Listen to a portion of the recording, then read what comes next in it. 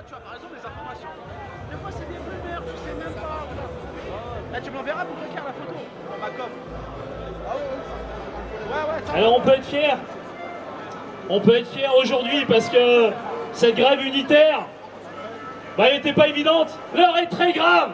Ce qui se passe aujourd'hui à la SNCF nécessite d'aller au-delà des embouteillages de cours d'école où on se monte du doigt, où on se critique, nécessite l'unité syndicale.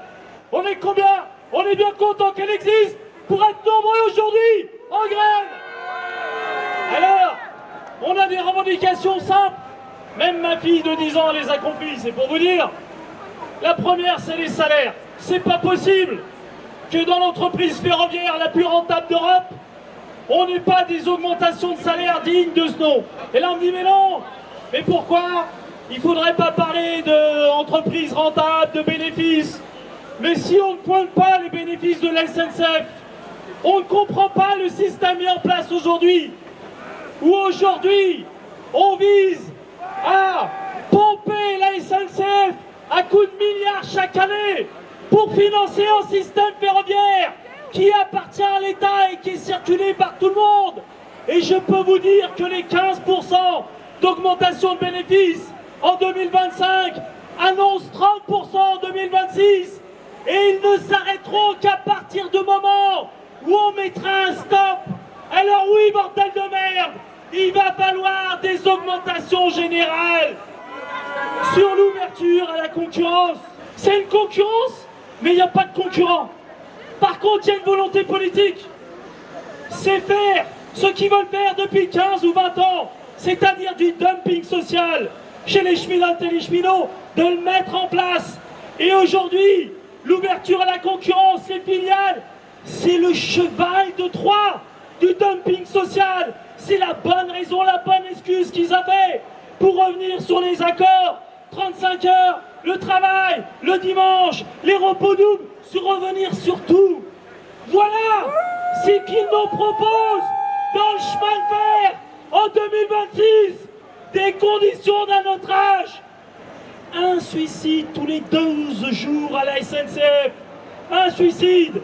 Alors il y a 20 ans, on ne savait pas qu'il y avait un lien entre l'errorisation, la souffrance au travail et le suicide. On ne le savait pas. Aujourd'hui, on le sait notamment depuis le procès de France Télécom. On sait qu'il y a un lien direct. Et aujourd'hui, cette phase qu'on connaît de réorganisation, de casse de collectifs de travail, de suppression, de CHSCT, de délégués d'épée, et bien tout ça contribue à cet affaiblissement. Alors, évidemment, il va falloir que demain, en interfédéral, les organisations syndicales qui vont discuter proposent des perspectives. Parce qu'aujourd'hui, Jean Castex, il a beau avoir la réputation d'un patron social, en attendant, le seul rendez-vous qu'il nous propose, c'est dans 13 jours. C'est du foutage de gueule. Il va falloir, en tout cas, ça sera la proposition de la Fédération Sudrail, qu'on pose une alarme sociale tout de suite, parce qu'il est hors de question d'attendre 13 jours.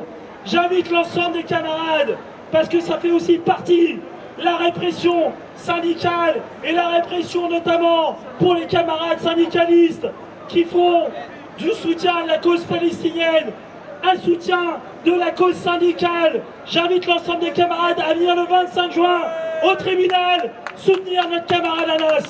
Merci à vous. Unis pour le ferroviaire. Cheminotes, usagers, en lutte ça va payer. Cheminotes, usagers, On lutte et ça va payer. cheminotes, usagers. On lutte et ça